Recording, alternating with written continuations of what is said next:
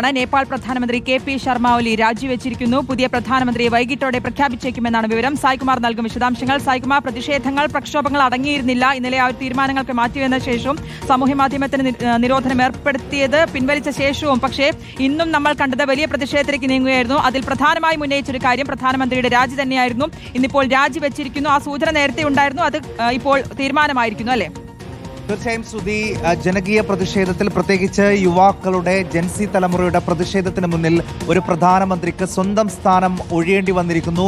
ആ ഒരു ദുർഗതിയാണ് ഇപ്പോൾ നേപ്പാൾ പ്രധാനമന്ത്രി കെ.പി. ശർമ്മ ഒലിക്കുണ്ടായിരിക്കുന്നത്. അദ്ദേഹത്തിന്റെ രാജിയാണ് പ്രധാനമായും ഈ പ്രതിഷേധക്കാർ ആവശ്യപ്പെട്ടത്. സമൂഹ മാധ്യമ നിയന്ത്രണത്തിനെതിരെയാണ് ഈ പ്രതിഷേധം തുടങ്ങിയെങ്കിൽ ആ പ്രതിഷേധത്തെ തുടർന്ന് അതൊരു കലാപമായി പടരുകയും ഏകദേശം 19ലധികം ആളുകൾ ഇന്നലെ ഒറ്റ ദിവസം കൊണ്ട് കൊല്ലപ്പെടുകയും ചെയ്തതോടെ ആ നിയന്ത്രണമൊക്കെ സർക്കാർ നീക്കി പ്രതിഷേധത്തെ അണയ്ക്കാൻ ഉള്ള ശ്രമം നടത്തുകയും ചെയ്തിരുന്നു. പക്ഷേ അതുകൊണ്ടൊന്നും പ്രതിഷേധം അണയുന്നതായി കണ്ടില്ല. ഇന്ന് ആളിക്കത്തുന്നതാണ് നമ്മൾ കണ്ടത്. പ്രധാനമന്ത്രിയുടെയും മന്ത്രിമാരുടെയും ഒക്കെ വസതികൾ ചുട്ടുചാമ്പലാക്കുന്ന പ്രതിഷേധം നമ്മൾ കണ്ടു.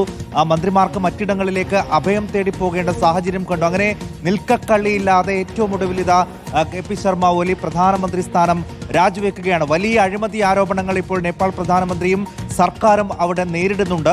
അപ്പോൾ ഈ അഴിമതിക്കെതിരായിട്ടുള്ള ഒരു രോഷമാണ് സമൂഹ മാധ്യമങ്ങളിലൂടെ ഇത്രയും നാൾ അവിടെ ഉയർന്നു വന്നത്. അതിനെ മറികടക്കാൻ കൂടിയാണ് ഇങ്ങനെയൊരു നിരോധനം ഏർപ്പെടുത്തിയത് എന്നുള്ള ഒരു വലിയ വിമർശനം കൂടി അവിടെ ഉണ്ടായിരുന്നു. അതാണ് വലിയൊരു പ്രതിഷേധമായി അവിടെ അലയടിച്ചതും. ഇപ്പോൾ എന്തായാലും ആ പ്രതിഷേധത്തിന് മുന്നിൽ സർക്കാർ മുട്ടുമടക്കിയിരിക്കുന്നു. പ്രധാനമന്ത്രി തന്നെ രാജിവെച്ചിരിക്കുകയാണ്.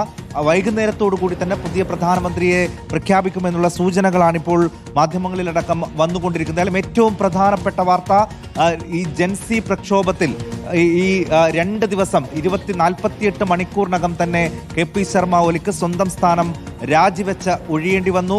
ജൻസിക്ക് മുന്നിൽ മുട്ടുമടക്കിയ പ്രധാനമന്ത്രിയായി ചരിത്രത്തിൽ രേഖപ്പെടുത്താൻ പോവുകയാണ് ശർമ്മ ഒലിയെ. അദ്ദേഹത്തിന്റെ രാജി പ്രധാനമായും അവിടെയുള്ള ഈ യുവാക്കൾ ആവശ്യപ്പെട്ടിരുന്നു. കാരണം അവരെ സംബന്ധിച്ച് ഏകദേശം 23ലധികം സാമൂഹ്യ മാധ്യമ പ്ലാറ്റ്ഫോമുകൾക്കാണ് അവിടെ നിരോധനം ഏർപ്പെടുത്തിയിരുന്നത്, പ്രവർത്തന വിലക്ക് ഏർപ്പെടുത്തിയിരുന്നത്. അത് രജിസ്ട്രേഷനുമായി ബന്ധപ്പെട്ട് സമയപരിധി പാലിച്ചില്ല എന്നതാണ് അവർ ഉന്നയിച്ച പ്രധാനപ്പെട്ട ആരോപണം. അത് അവിടെ ഈ തലമുറയ്ക്ക്, പ്രത്യേകിച്ച് ജൻസി തലമുറയ്ക്ക് ഉണ്ടാക്കിയിട്ടുള്ള ബുദ്ധിമുട്ട് എന്നുള്ളത് ചെറുതല്ല. അത് സംരംഭകരായിട്ടുള്ള ഒരുപാട് ആളുകളുണ്ട്. അങ്ങനെ പല വിധത്തിൽ വലിയ ബുദ്ധിമുട്ട് അവിടെ ഉണ്ടാക്കിയിരുന്നു. അതിലുള്ള രോഷം അവിടുത്തെ തലമുറ ഇന്നലെ മുതൽ പ്രകടിപ്പിക്കുകയാണ്. പ്രത്യേകിച്ച് അവർ സർക്കാർ കെട്ടിടങ്ങൾക്കും പാർലമെന്റ് കെട്ടിടങ്ങളിലേക്ക് പ്രതിഷേധവുമായി ഇരച്ചെത്തുന്ന കാഴ്ചയാണ് നമ്മൾ ഇന്നലെ മുതൽ കാണുന്നത്. കാഠ്മണ്ഡുവിലടക്കം ഇന്നലെ ഏർപ്പെടുത്തിയ കർഫ്യൂ ഇന്നിപ്പോൾ നേപ്പാളിൽ ആകെ അടിയന്തരാവസ്ഥ പ്രഖ്യാപിക്കുന്നിടത്തേക്ക് പോവുകയാണ്.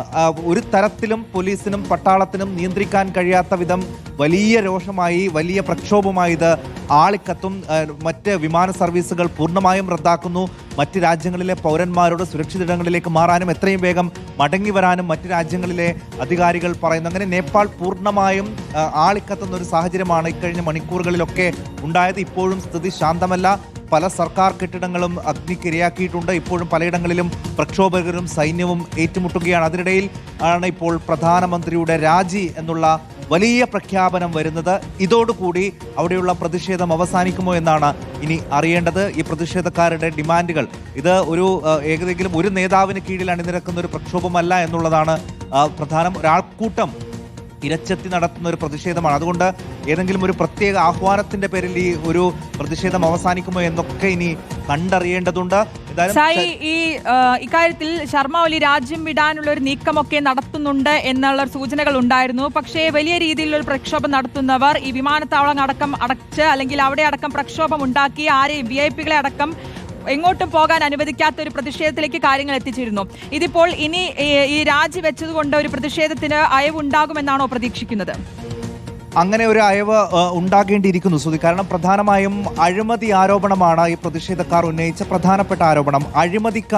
അഴിമതിയാണ്. അതായത് അവിടുത്തെ മന്ത്രിമാരുടെയും പ്രധാനമന്ത്രിയുടെയും അഴിമതിയാണ് നിർത്തേണ്ടത്, അല്ലാതെ സമൂഹ മാധ്യമങ്ങളല്ല എന്നുള്ളതാണ് ഇന്നലെ ഉയർന്നു കേട്ട ഏറ്റവും പ്രധാനപ്പെട്ട മുദ്രാവാക്യം. അതുകൊണ്ടാണ് ഈ സമൂഹ മാധ്യമ അക്കൗണ്ടുകൾ പുനഃസ്ഥാപിച്ചിട്ടും ഈ ഒരു പ്രതിഷേധം അവസാനിപ്പിക്കാതിരുന്നത്. ഇന്നലെ അർദ്ധരാത്രിയാണ് അടിയന്തര മന്ത്രിസഭാ യോഗം ചേരുകയും സർക്കാർ എടുത്ത ഈ സോഷ്യൽ മീഡിയ ബാൻ എന്നുള്ള തീരുമാനം അത് റദ്ദ് ചെയ്യുകയും ചെയ്തത്. അപ്പോൾ തന്നെയും അവിടെയുള്ള അധികാരികൾ ആവർത്തിച്ച് ആവശ്യപ്പെടുന്നുണ്ട് യുവാക്കൾ ഈ പ്രക്ഷോഭത്തിൽ നിന്ന് പിന്മാറണം.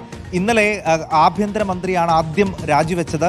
അത് ഈ പ്രതിഷേധക്കാരുടെ ആവശ്യങ്ങൾ തങ്ങൾ അനുകൂലിക്കുന്നത് അത് ചെവി കൊടുക്കുന്നു എന്ന് അറിയിക്കുക കൂടിയാണ് ആ ഒരു തീരുമാനത്തിലൂടെ സർക്കാർ ചെയ്തത്. ആഭ്യന്തരമന്ത്രി ആ രാജി പ്രഖ്യാപനം ഇന്നലെ തന്നെ നടത്തുകയും ചെയ്തു. അതോടുകൂടി ഈ പ്രക്ഷോഭം അവസാനിക്കും എന്നാണ് കരുതിയത്. പക്ഷേ ആ പ്രതിഷേധം അങ്ങനെ അവസാനിച്ചില്ല. അതിശക്തമായ രീതിയിൽ ഇന്ന് രാവിലെ മുതൽ അത് വിവിധ ഇടങ്ങളിലേക്ക് പടരുന്നതാണ് നമ്മൾ കാണുന്നത്. അവിടെ സർക്കാർ കെട്ടിടങ്ങൾ അഗ്നിക്കിരയാക്കുന്നു, മന്ത്രിമാരുടെ വീടുകൾക്ക് നേരെ ആക്രമണങ്ങൾ ഉണ്ടാകുന്നു, പ്രധാനമന്ത്രിയുടെ വസതിയടക്കം അഗ്നിക്കിരയാക്കുന്ന ദൃശ്യങ്ങളാണ്, ആശങ്കപ്പെടുത്തുന്ന ദൃശ്യങ്ങളാണ് നേപ്പാളിൽ നിന്ന് ഈ നിമിഷങ്ങളിൽ പോലും വന്നുകൊണ്ടിരിക്കുന്നത്. അതായത് പട്ടാളത്തിനും സുരക്ഷാ ഭടന്മാർക്കും നിയന്ത്രിക്കാൻ കഴിയുന്നതിനപ്പുറം ആ പ്രതിഷേധം വലിയ ഒരു സംഘർഷമായി കലാപമായി മാറുകയും ചെയ്തു. ഇനി കെ പി ശർമ്മ ഒലിക്ക് ഈ രാജിവെച്ചൊഴികയല്ലാതെ മറ്റൊരു പോംവഴിയില്ല എന്നുള്ളതാണ് ഏറ്റവും പ്രധാനപ്പെട്ട കാര്യം. അത്രമേൽ അദ്ദേഹം പ്രതിരോധത്തിലായി കഴിഞ്ഞു. ഈ ആരോപണങ്ങൾ അത്രമേൽ ശക്തിയുള്ളതായിരുന്നു. അതുകൊണ്ട് രാജിവെച്ചൊഴിയാതെ അദ്ദേഹത്തിന് നിൽക്കക്കളിയിൽ അദ്ദേഹം രാജ്യം വിട്ടു എന്ന തരത്തിലുള്ള ചില റിപ്പോർട്ടുകൾ നേരത്തെ തന്നെ വരികയും ചെയ്തിരുന്നു. പ്രതിഷേധക്കാർക്ക് മുന്നിലൊന്നും പിടികൊടുക്കാതെ അദ്ദേഹം ഒളിവിൽ കഴിയുകയായിരുന്നു. ഇപ്പോൾ അവിടെ മുഴുവൻ പാർട്ടികളുടെയും യോഗം ഒക്കെ വിളിച്ചിട്ടുണ്ട്. കഴിഞ്ഞ ദിവസത്തെ സംഘർഷം അവസാനിപ്പിക്കാൻ പ്രത്യേക സമിതിയെ നിയോഗിച്ചിട്ടുണ്ട്. അത് 15 ദിവസത്തിനുള്ളിൽ റിപ്പോർട്ട് ആവശ്യപ്പെടുകയും ഒക്കെ ചെയ്യുകയും ഒക്കെ ചെയ്തിട്ടുണ്ട്. എന്നാലും ഇപ്പോൾ വരുന്ന ഏറ്റവും പ്രധാനപ്പെട്ട വാർത്ത കെ പി ശർമ്മ ഒലി പ്രധാനമന്ത്രി സ്ഥാനം രാജിവെച്ചിരിക്കുന്നു എന്നുള്ളതാണ്. സ്വാഭാവികമായും അദ്ദേഹത്തെ സുരക്ഷിത സ്ഥാനങ്ങളിലേക്ക് മാറ്റും എന്നുള്ളതാണ് ഏറ്റവും ഒടുവിൽ നമുക്ക് അറിയാൻ കഴിയുന്നത്. രാജിവെച്ച ഒലിയെ സുരക്ഷിത കേന്ദ്രങ്ങളിലേക്ക് മാറ്റും. കാരണം അദ്ദേഹത്തിന്റെ വസതിയടക്കം ഇതിനോടകം ഇപ്പോൾ അഗ്നിക്കിരയാക്കി കഴിഞ്ഞു. ഇനി കൂടുതൽ ആശങ്കപ്പെടുത്തുന്ന അപകടകരമായിട്ടുള്ള രീതിയിലേക്ക് കലാപം പോകാതിരിക്കാനുള്ള ഒരു ശ്രമമാണ് ഇപ്പോൾ നടത്തുന്നത്. സ്വാഭാവികമായും ലോകരാജ്യങ്ങളുടെ അടക്കം ഒരു അഭിപ്രായം ഇക്കാര്യത്തിൽ വന്നിട്ടുണ്ടാകും. കൂടുതൽ ഈ പ്രതിഷേധം ഇപ്പോൾ തന്നെ പരിധി വിട്ടു കഴിഞ്ഞു. ഇനി കൂടുതൽ മുന്നോട്ട് പോകാതിരിക്കാൻ രാജിയാണ് ഏറ്റവും പ്രധാനപ്പെട്ട തീരുമാനം എന്ന രീതിയിലേക്ക് കാര്യങ്ങളെത്തി. അങ്ങനെയാണ് കെ പി ശർമ്മ ഒലി ഇപ്പോൾ രാജിവെച്ച് സ്ഥാനം ഒഴിയുന്നത്. വലിയ അഴിമതി ആരോപണം കഴിഞ്ഞ എത്രയോ നാളുകളായി നേപ്പാളിൽ സർക്കാരിനെതിരെ ഉയരുന്നുണ്ട്. പക്ഷെ അതിനൊക്കെ പല രീതിയിൽ കെ പി ശർമ്മ ഒലി സർക്കാർ അടിച്ചമർത്തുകയായിരുന്നു. അതിന്റെ ഏറ്റവും പ്രധാനപ്പെട്ട ഒരു ഘട്ടമായിരുന്നു ഈ സമൂഹ മാധ്യമ അക്കൗണ്ടുകൾ നിരോധനം ഏർപ്പെടുത്തുക